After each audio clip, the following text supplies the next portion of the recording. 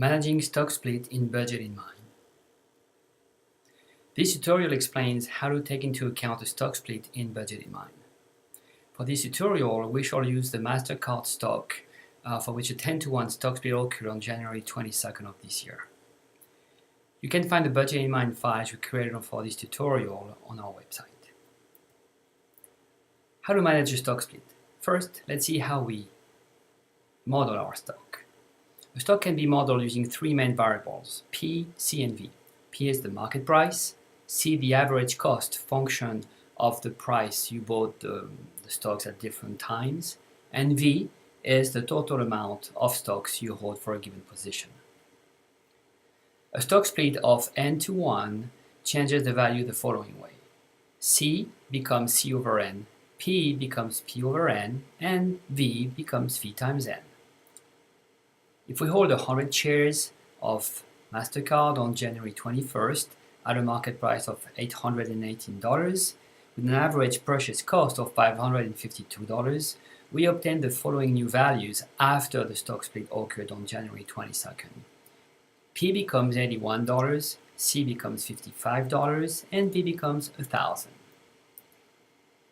So how do we enter this information on BudgetInMind?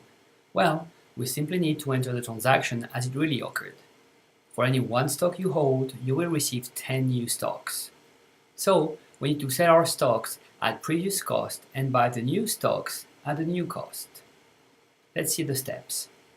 Firstly and importantly, make the changes the day the stock changes value.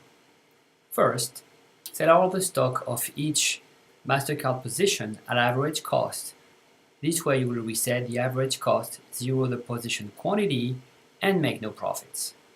Secondly, buy the new stock at the former average cost divided by the split ratio, here 10, and for 10 times the previous quantity. Just a side but important note, Yahoo Finance stores the historical closing price, so the market price on January 21st was $818. And the new closing price on the 22nd is only $83. However, since Google Finance recalculates the historical values, you have no other choice than to change all your buy-sell transactions to reflect the split ratio. Therefore, you really should preferably use Yahoo Finance API that keeps your historical data and transactions as they did occur.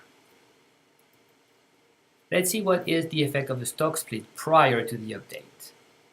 As you can see, on the 21st of January, you had a price of $818. But if you move to the day after on the 22nd, the price you download from Yahoo is only $83, which triggers some huge losses and on the gains. Of course, this is not true, it's just that the software is taking into account the new price value. So we need to change this. So what we have to do, as we said before, is transform the position from the pre-split to the post-split values. One, and firstly, sell all what you have before at the previous cost. Then, buy the new stocks where the volumes equals volumes times 10 here, and the cost is cost divided by 10. So in our case, we now buy 1,000 shares at $52.2.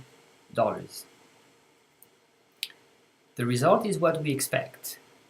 As you can see now, BudgetInMind accurately shows the new stock market price. On the 21st, we had a price of $818. On the 22nd, it's $83 only. At the same time, the average cost that was $522 on the 24th indeed becomes $52, and our quantity has increased from 100 to 1,000. And as we can see now, there are no more issues with the graphs, nor with the ratios and the gains. So this is how you want to affect a stock split into BudgetInMind. Thank you for your time.